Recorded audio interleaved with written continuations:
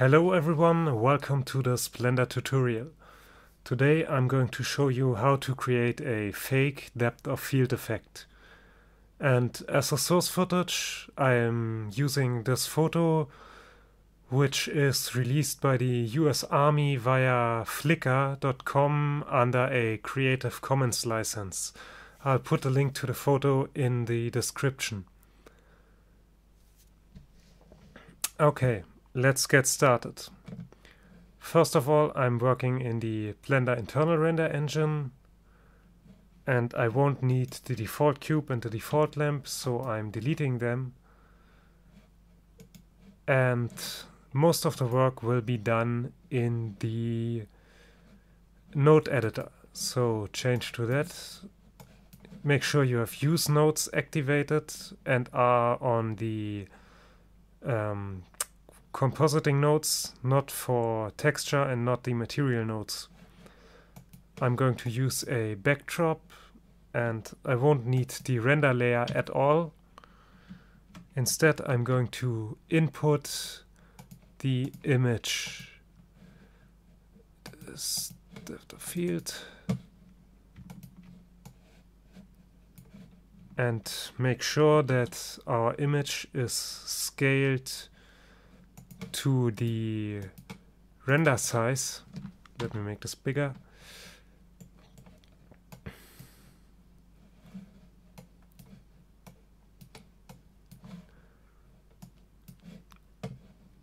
Now for the basic depth of field effect. We're going to need a texture for that. And let's say world texture. We just need somewhere to add a texture. We won't be using the render, so we just need to store this texture somewhere. I want it to be a blend, an ease blend that goes from completely black to completely white and with alpha at both sides at 100%. And I want it to be a vertical blend. And back to the node editor. We will need this texture as well, so we input a texture, select the texture we've just created, and we're going to use this color as the basic map to tell Blender which part of the image is going to be blurred by the depth of field effect and which part will be in focus. And black will be completely in focus, white will be out of focus. To do this focus effect, we are going to use the Bokeh blur effect. And to use this, we need to input a bokeh image. You can create it right here. You could use even triangles, but I like this standard shape pretty good. And now if we input the image, you can see it's blurred completely. That's not really what we want, so we input the color into the size, but now it's not blurred at all because we have to activate variable size. And now you can see, let me bring this closer. You can hopefully see that the grass here in the foreground is completely in focus, and the more it goes to the back, the more out of focus the image appears. That of course is exactly mapped to this blend we have created. But the problem is the soldier should be in focus because he's more on the front and just taller than all those little grass pieces down here. And to fix that, we're going to create a mask for the soldier. We do that in the movie clip editor. We open our image.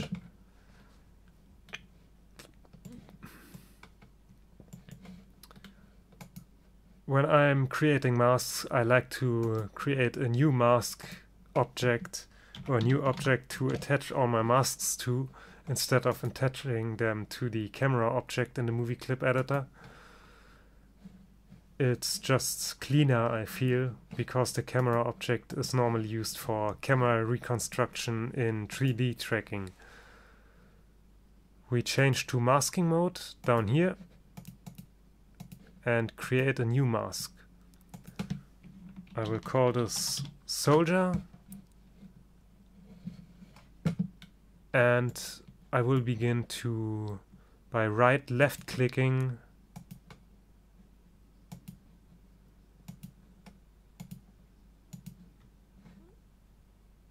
let me undo this quickly.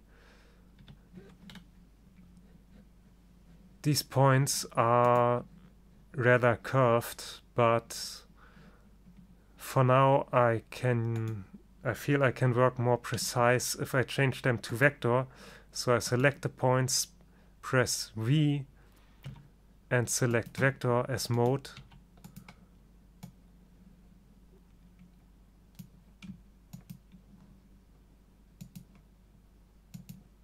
And I move along.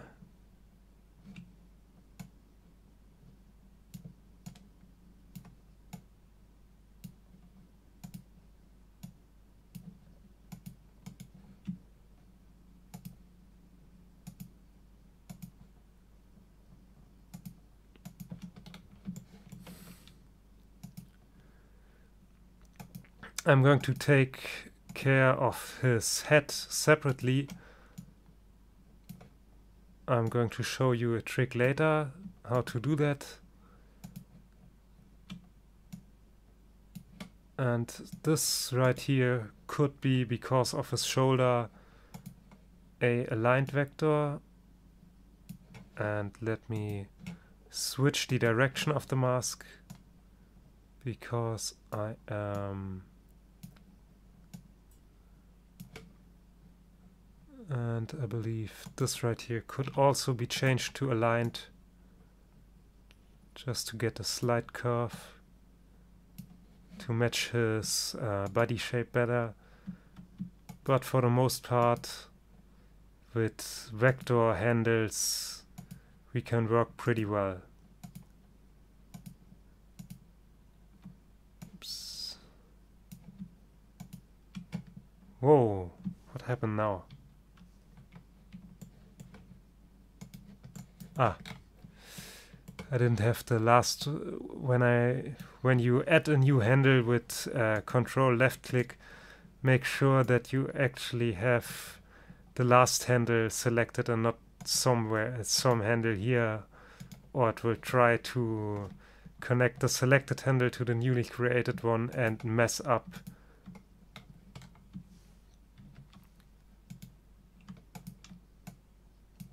your whole shape.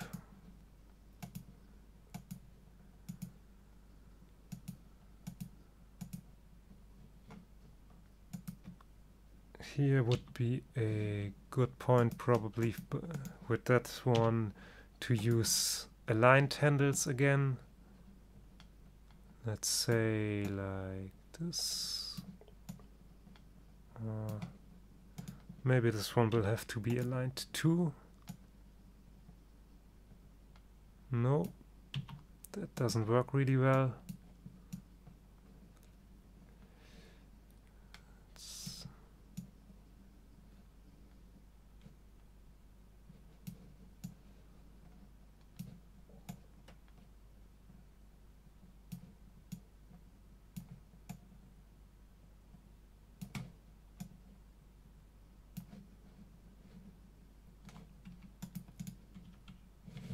Oops.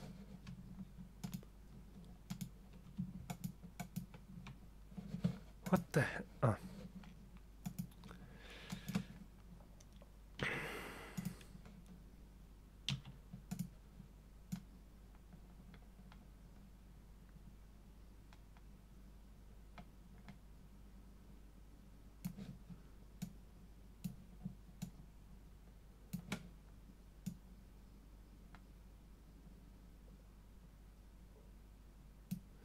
That's okay for now. Anyway, I'm getting way too caught up in making this mask perfect, so I will just finish it quickly because for demonstration purposes this will be enough. And close the mask by pressing Alt-C or toggle cyclic. And there you have a basic outline for the body. But as you can see, we still need to create the head and his the strap on his rifle. We have to mask a hole in here so the background gets separated from his rifle. To create the head, we have, as you can see right here, mask layers. The first one I will call this body, create a new one and call this head. And now when I shift click and again switch the direction,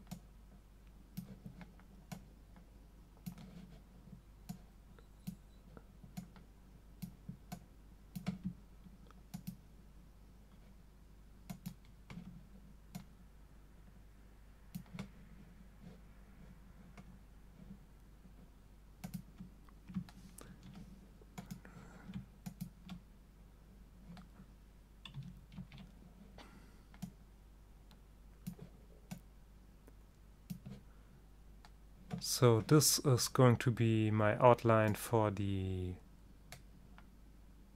helmet, and next I'm going to add another layer. How do I call this? Strap. And I will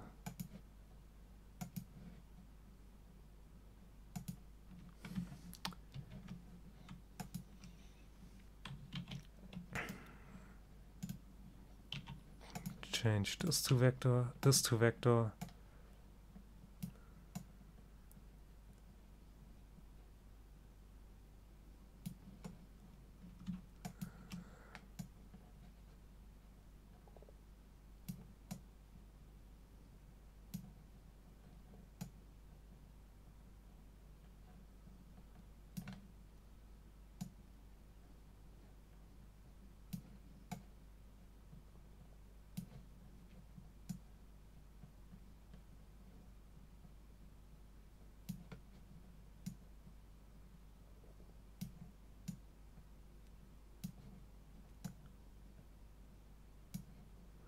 That looks okay, and the important part for this one is the head we wanted to get added to the body. So the mode, the blend mode is merge add for body, for head as well, but the strap we wanted to be subtracted from the rest of the mask.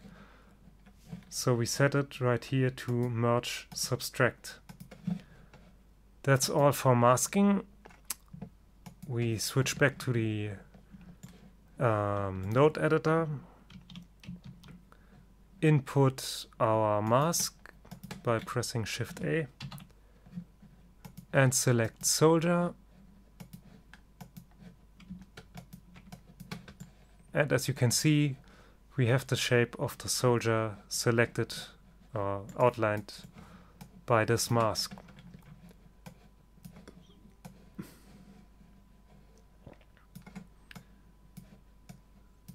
Now, to make sure that the soldier is in focus, we will have to add the mask somewhat, or mix the mask shape with our texture right here, our blend texture. And we can do that by adding a color mix node, using the mask as a factor for the factor input.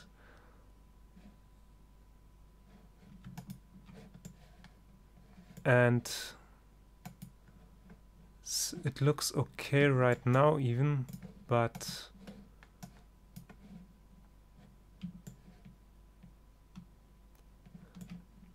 we could also, instead of mix, use the value input. That's what I've done. So, and now if we use this as the size for the bokeh blur, we can see the soldier is in focus and the field in the background is out of focus. Now the last thing we need to do is, how do we create this change of focus from the foreground to the background? That's basically the same principle as we had before. We press Shift D to duplicate this value node. We add a color invert node. So we invert our blend texture.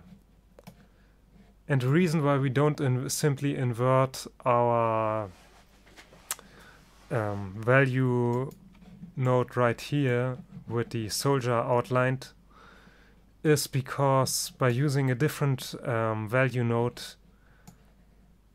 we can actually have a bit better control about how much out of focus or in focus our soldier appears.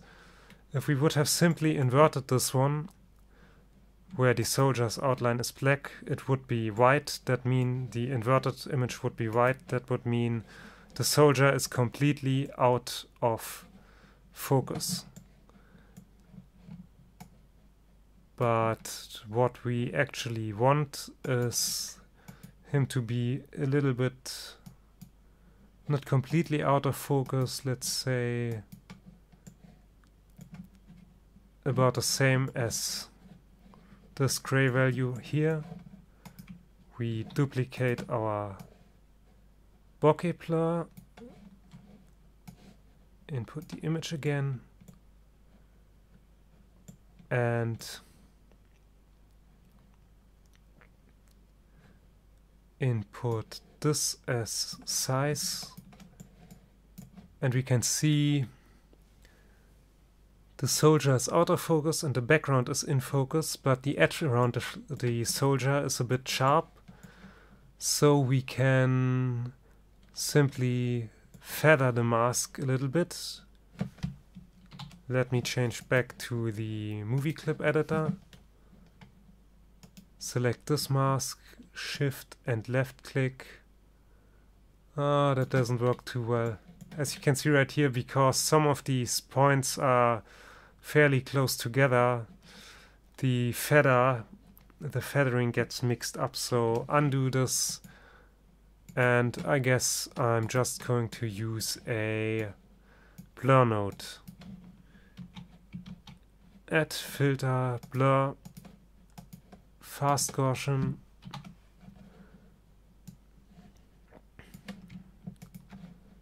Let's say 2 pixels should work okay.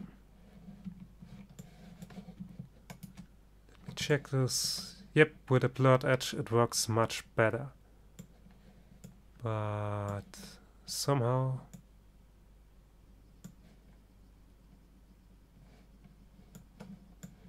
wait a second.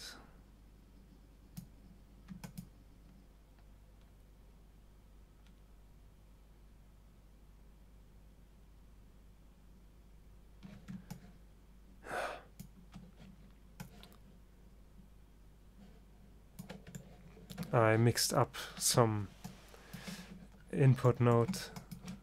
That's what we want. The blurred edge looks a bit better.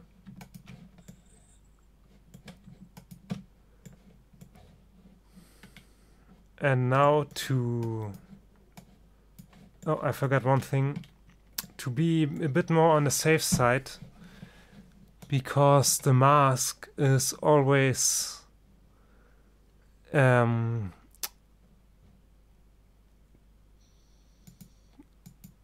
we created a mask on our input image, and it gets, in the standard setting, it gets stretched to the scene size. But if you don't use the stretch mode, but the fit mode or crop mode, the mask will be completely misplaced. So a bit let me show that what I mean. Let's say I set this to crop instead of stretch, and now, okay, for this image it's actually not too bad.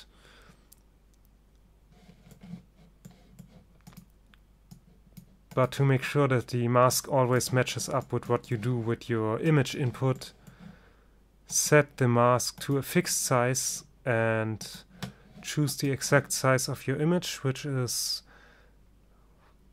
1043 by 608.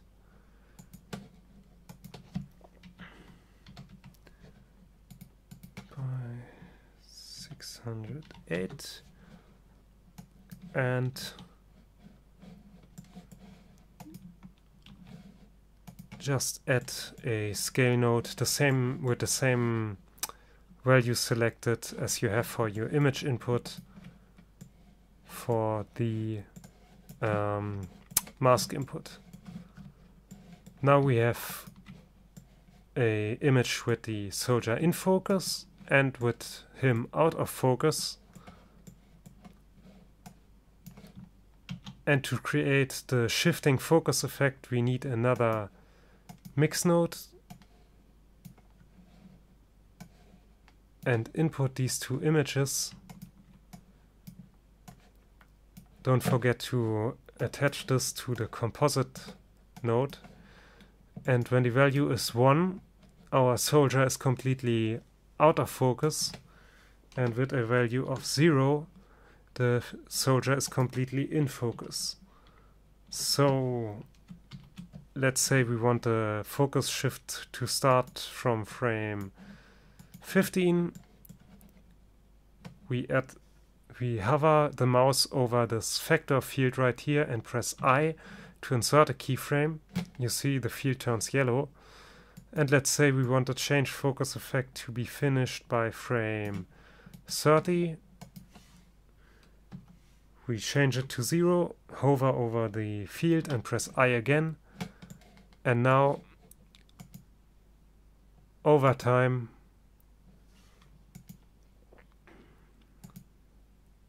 the image will change from focused background to focused foreground. Now it's not too nice exactly in the middle of it. You can see there's kind of a haze effect on the whole image, but this goes over so quickly that it's not really noticeable as long as your fading effect is done within a couple of frames and not stretched out over half a minute or so. So if you have a short focus effect, this will work fine. I hope you learned something and enjoyed this tutorial. See you next time, and goodbye.